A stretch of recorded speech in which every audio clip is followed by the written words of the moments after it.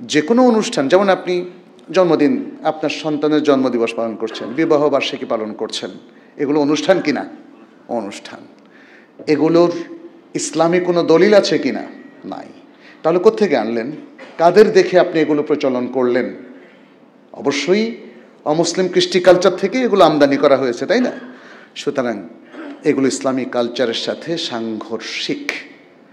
এগুলো পালানোর কোনো প্রয়োজন নেই। আপনার এর থেকে অনেক জরুরি কাজ আছে। আজকে মুসলিম বিশ্ব দেখেন কত পিছিয়ে, সবার প্রয়োজনীয় জ্ঞানটুকু পর্যন্ত অর্জিত হয় নাই। কত পিএইচডি হোল্ডার আছে, তাদের ইসলামের বেসিক জ্ঞানটুকু পর্যন্ত নেই।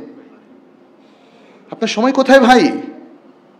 আপনি এই সমস্ত অনুষ্ঠানে বিজাতীয় সংস্কৃতির মধ্যে সময় দেবেন, আপনার সময় কোথায়?